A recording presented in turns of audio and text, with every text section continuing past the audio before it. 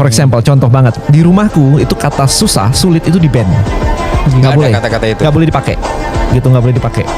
Jadi waktu itu anakku sempat waktu itu masih kecil dia bilang, Pak ini sulit gitu, sulit itu. Terus yang aku ambil adalah aku ambil tisu literally tisu gulung begitu.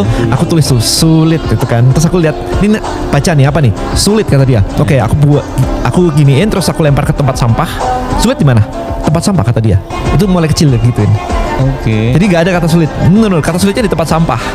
Tapi harus diganti, nggak boleh nggak ada karena sulit itu masih ada sebenarnya, tapi nggak boleh diucapkan, harus ada gantinya. Gantinya apa? Tricky atau challenging. Sulit berarti aku nggak bisa ngeblok, tapi challenging itu aku penasaran, aku pengen gimana sih ini kok very challenging, kayak puzzle, tantangan yang harus di crack gitu. Jadi moodnya tuh beda, sama-sama nggak bisa sih, ya kan? Kalau bisa selesai, tapi kalau nggak bisa, kan itu kan kalau nggak bisa kan muncul kata-kata itu gitu. Nah diganti kayak gitu-gitu, sehingga nggak ada lagi kata-kata sulit atau susah di rumah. No, di band. Kata malas juga hampir nggak pernah dipakai sih. Oh gitu. Nah, itu NLP sih. Jadi backgroundku di situ. Itu satu background tentang otak.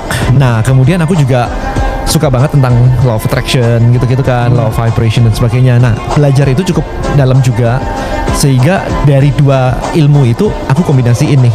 I see. Karena di law of attraction sebenarnya simple, cara-caranya tuh simple. Pakai vision board. Ini board yang diisi kayak mimpi-mimpimu, kamu clipping lah ceritanya, clipping gitu kan, kayak rumah, jalan-jalan, motor dan sebagainya, mobil dan sebagainya gitu. Nah, mekanisme itu sebenarnya gunanya buat apa sih? Kalau kita pelajarin mekanisme kita bisa ngelihat rumah kita, rumah idaman dan sebagainya sebelum tidur, itu sebenarnya untuk memprogram bawah sadar dan mengaktifkan feelingnya. Kalau aku lihat rumahku mewah kayak begitu kan happy ya, gitu. Jadi kan yang sebenarnya kuncinya adalah lihat itu supaya happy.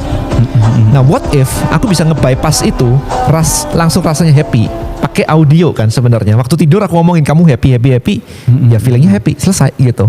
Oke. Jadi di bypass itu sebenarnya gitu sih. Jadi Brain Boost ini sebutannya itu teknologinya apa? Pendekatannya menggunakan apa? Audio afirmasi sebenarnya. Afirmasi ya, Pak. Tapi memang kita mengkombinasikan beberapa teknologi lah atau beberapa hal lah. Yang pertama kan tadi udah dengar sendiri kan ya, guided relaxation. Di awal kan ada relaksasinya. Setelah kita benar-benar relax, itu biasanya logikanya mulai kebuka tuh. Terus kita bikin yang kedua binaural affirmation. Jadi afirmasinya tuh kiri kanan tuh beda. Oh, udah coba kan ya? Kayak suaranya itu kayak muter tapi nabrak gitu. Nah, gunanya apa? Kemarin udah ngerasain kan, kalau didengerin capek. Kayak otak itu kayak ini apaan sih gitu, kayak capek gitu. Kiri kanan, akhirnya kita off.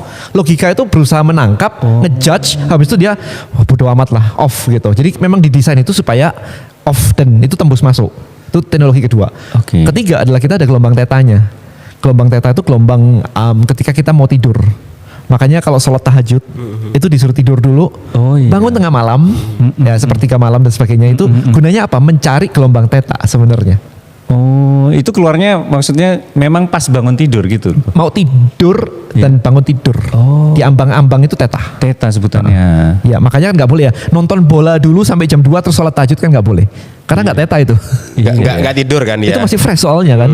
Logika masih utuh tuh. Masih utuh gitu. Harus ngefly gitu. Itu malah yang paling efektif. Itu gelombang doa, gelombang yang nyambung banget lah sama Tuhan. Makanya kan katanya kalau sholat tahajud itu gampang lebih cepat terkabul.